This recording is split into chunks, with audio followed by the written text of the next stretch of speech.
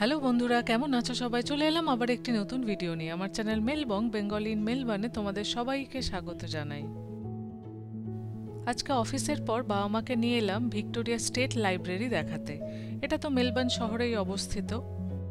আমরা তো রোজই হাঁটতে বেরোচ্ছি, কিন্তু বেরোতে বেরোতে 6টার পর হয়ে যাচ্ছে। তো আজকে বললাম একদম অফিস থেকে ডিরেক্ট বেরিয়ে পড়বো, কারণ এটা বন্ধ হয়ে যায় সন্ধ্যে 6টার মধ্যে। তাই আজকে অফিস থেকে আমরা ডাইরেক্ট চলে এলাম এই ভিক্টোরিয়া স্টেট লাইব্রেরি। মেলবার্ন সেন্ট্রালের অপোজিটে এটা অবস্থিত, মেলবার্ন শহরের একদম প্রাণকেন্দ্রে। আধুনিকতার সাথে সাবেকিয়ানার মেলবন্ধন দেখা যায় এই লাইব্রেরিতে। বিল্ডিং দিয়ে ঢুকেই প্রথমেই একটা বিশাল বড় রিডিং রুম। এখানে পুরো আধুনিকতার ছোঁয়া। প্রত্যেকটি টেবিলের মধ্যে কম্পিউটার রয়েছে, তারপর যা লাইটিং এবং অন্তঃসজ্জা সবই আধুনিকতার ছোঁয়া। এখানে দেখলাম লেগো দিয়ে তৈরি করা একটা বিল্ডিংয়ের ডিজাইন রয়েছে। দূর থেকে দেখে বোঝা যায় না যে এটা লেগো, দেখে মনে হয় যেন কাঠ দিয়ে তৈরি করা, বাট খুব ভালো করে কাছে গিয়ে দেখলে বোঝা যায় যে এটা লেগো। চারদিকে প্রায় পিন ড্রপ সাইলেন্স, সবাই বসে পড়াশুনো করছে।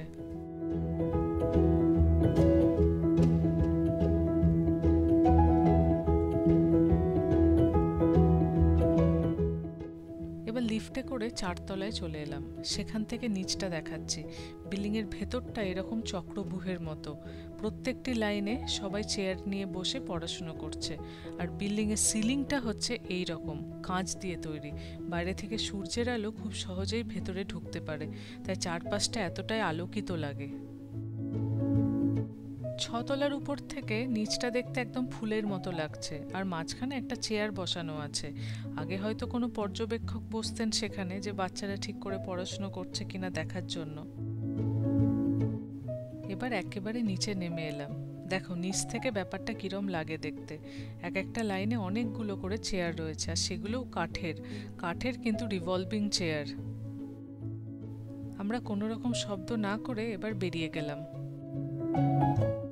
সৈকত কিনে এনেছে রিডিকুলাসলি ওভারসাইজ চিকেন। এই চিকেনটা তোমার মুখের মতো বড় সাইজের হবে। কেএফসির মতো ক্রিস্পি হয় বাইরেটা, কিন্তু টেস্টটা একটু আলাদা, যেহেতু মশলাগুলো আলাদা ইউজ করা হয়। আজকের টেম্পারেচার 35 ডিগ্রি। আমি কিনলাম তাই আইস টি। এটা হলো ম্যাঙ্গো গ্রিন টি। গরমের দিনে এই ধরনের আইস টি খেতে দারুণ লাগে, আর ফ্লেভারটা যদি ম্যাঙ্গো হয় তাহলে তো অসাধারণ। এখন প্রায় 8টা বাজে। আমরা বাড়ি ফিরে এসে ফ্রেশ হয়ে আবার বেরোলাম। যাচ্ছি ওয়েডনেসডে নাইট মার্কেট দেখতে। এটা হয় ভিক্টোরিয়া মার্কেটে। যেহেতু নাইট মার্কেট সেজন্য একটু লেটেই বেরোলাম, কারণ 8:30টায় এখন সূর্যাস্ত হয়, আর 8টা বাজে এখন। আমাদের পৌঁছতে পৌঁছতে ধরো 8:30টা বেজেই যাবে। ততক্ষণে অল্প অল্প অন্ধকারও হয়ে যাবে, মার্কেটে জমে উঠবে। বাড়ি থেকে বেরিয়ে বেশ খানিকটা হেঁটে এলাম। অন্য একটা ট্রামে উঠব। বাড়ির নিচ থেকে যে ট্রামগুলো ছাড়ে সেগুলো না। আমরা ভিক্টোরিয়া মার্কেট পৌঁছে গেছি। ঢুকেই দেখছে একজন কিছু খেলা দেখাচ্ছে, আর তার চারপাশে অনেক লোকজনের ভিড়। আমরাও একটু দাঁড়িয়ে পড়লাম, দেখি সে কি খেলা দেখাচ্ছে।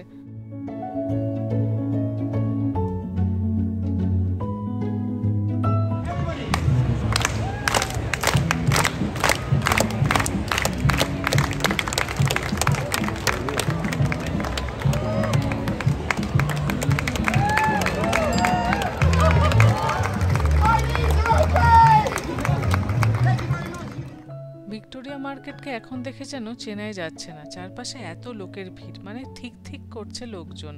আমরা যখন বাজার করতে আসি কোনোদিন এত ভিড় দেখিনি, তাই আজকের এই মেলায় অসংখ্য লোকজন দেখে আমি সত্যিই অবাক। ইচ্ছে হলো আখের রস খাওয়ার, সেই জন্য 1 গ্লাস আখের রস কেনা হচ্ছে। এখানে কিন্তু সুন্দর করে দেয়, তার মধ্যে লেবুর রস, আদার রস এসব মিশিয়ে দিলে খেতে কিন্তু দারুণ লাগে, আর অল্প বরফ দিয়ে দেয় তো অসাধারণ লাগে খেতে।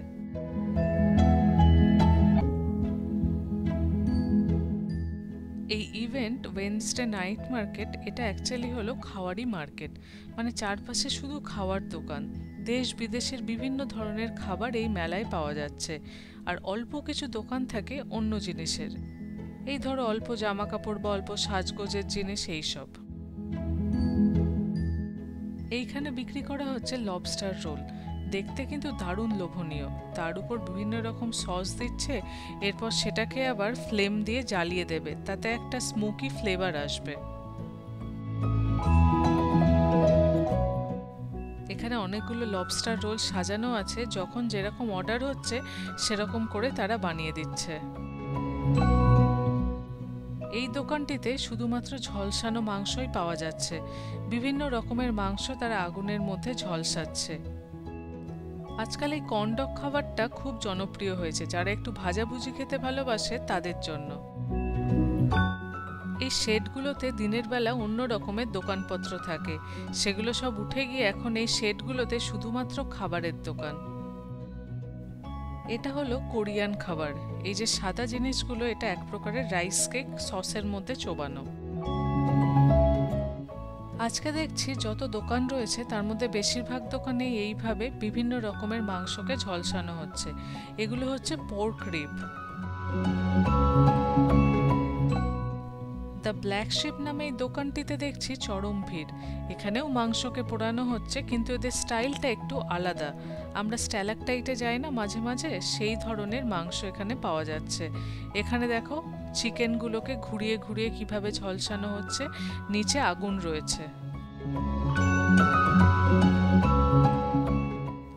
এই দোকানটিতে পাওয়া যাচ্ছে কিউট কিউট বান। এত সুন্দর ডিজাইন প্রত্যেকটি বানের। খেতে কেমন হবে জানি না, কিন্তু দেখতে তো দারুণ লাগছে। আজকে দেখো কত লোকজন এসছেন। লাস্ট কোন ইভেন্টে যে আমি এত লোকজনকে একসাথে দেখেছি সত্যি আমার মনে পড়ছে না। আর আজকাল তো এই আলু ভাজার আলাদাই ক্রেজ চলছে। এবার চলে এসছি একটা শ্রীলঙ্কান দোকানে। এদের খাবারগুলো দেখতে অনেকটাই আমাদের ইন্ডিয়ান খাবারের মতো।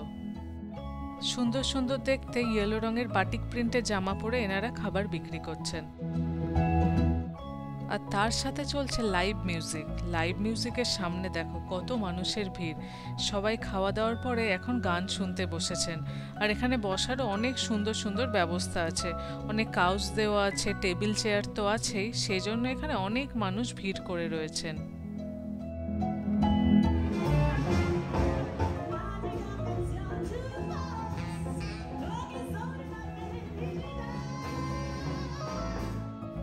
এরপর দেখলাম একটা লোকাল ব্যান্ড তাদের কিছু বাজনা মানুষজনকে শোনাচ্ছেন। এরা কিন্তু নিজেরাই বাজাচ্ছেন এবং লোকজনকে আনন্দ দিচ্ছে।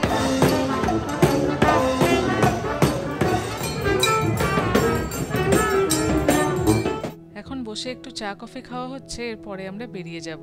বাড়ি গিয়ে আজকে আমরা তড়কা রুটি খাবো। আমি তড়কা বানাবো আর মা রুটিটা বানাবে। আসার আগে ডালটা সেদ্ধ করে রেখে এসেছিলাম। বাড়িতে ফিরে সবকিছু কাটাকুটি করে বানিয়ে ফেললাম তড়কা। দেখতে তো ভালোই হয়েছে, দেখা যাক খেতে কেমন হয়।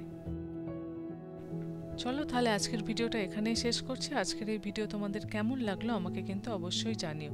ভালো লাগলে একটা লাইক করে দিও, আর আমার চ্যানেল যদি তোমাদের ভালো লাগছে তাহলে প্লিজ সাবস্ক্রাইব করে পাশে থেকো।